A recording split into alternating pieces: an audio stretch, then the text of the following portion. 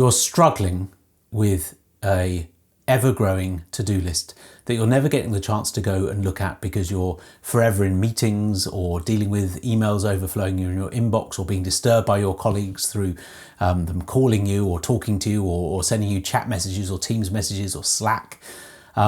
And is the to-do list really helping anyway? You know, you write things on it, then you go and look at it, or you rewrite it and you rewrite it, or you put it into some digital system that you think is going to really help, and then you forget to go and look at it. So the to-do list then becomes a source of, overwhelm. It adds to the burden because you've got all these things on there that you're then feeling guilty about that you're not getting to and you're not doing. How can we improve this? How can we make your to-do list actually help you do work?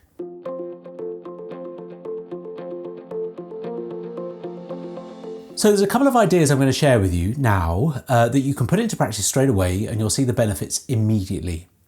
The first idea I want to share with you to pique your interest is that not everything should go on the same list. Why would you want to have all the things that you can do in the office on the same list of things that you can only do when you're at your house, things that you might need to do around your house?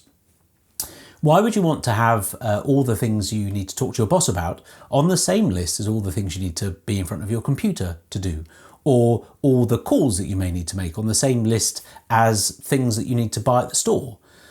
So what I suggest is that you make different lists, not too many, because you want to know which list to look at which time, but just this idea that not everything belongs on the same list. Another division could be that you want to have big things on one list. So if you've got some major sort of projects going on, put those on a list for major projects.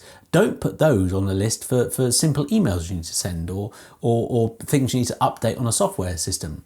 Have different lists for different things. Now, if that seems like a slightly strange or alien concept to you, most of us have done it. Most of us have tried this at some time by using a shopping list. So a shopping list is what I would call a context-specific list. The context is that you're in a supermarket. So what you would do is you'd put things on the shopping list that you can do in a supermarket. You can buy milk, you can buy bread, you can buy cheese, and you write this all down on a shopping list.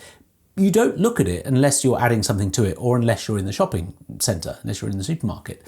So it doesn't disturb you when you're trying to do emails or you're in a meeting or you're doing other things. But when you get to the supermarket, you know you've got the shopping list and you pull it out and there's a lovely list of all the things that you can do where you are. And really importantly, you don't put anything on the shopping list that you can't do in the supermarket because you don't want to sort of be standing in the fruit and veg aisle seeing that you've got to complete the budget for 2024 by the end of October or November. So this idea, context-specific lists, is a great one. Just let's use it for other things. Let's make different lists for different things. So a list for calls you need to make, a list for things to do on the computer, a list for things you need to speak to people about, a list for things to do at home, a list of things to talk to your partner about.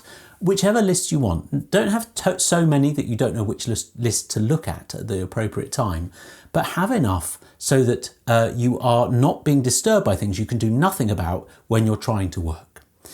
One of the benefits that this then brings about is that the lists get shorter because you've split things over different lists, different context lists. So when you sit down in front of your computer, rather than looking at sort of things that you can do nothing about because you need to be at home or you need to be at the shops or you need to be with someone, you're looking at things that you can actually do something about.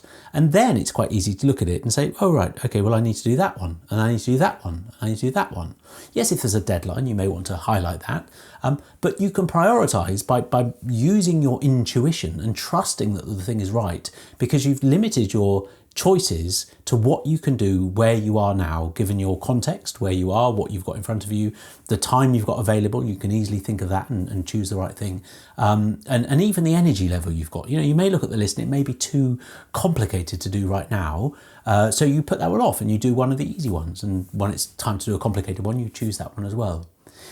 If that's useful and interesting to you, please try it out and see that it works. I believe that it does work. And it's a very small part, a very small but important part of the getting things done methodology set down in this book, Getting Things Done, The Art of Stress-Free Productivity, written by David Allen, the man on the front. It's one of the tips that we teach, along with lots of other ways to get things done with less stress. If that sounds interesting to you and you'd like to know more, then please subscribe to this channel or visit our website, next-action.co.uk, or get in touch directly to find out more about the Getting Things Done methodology. I hope that helps. Bye-bye.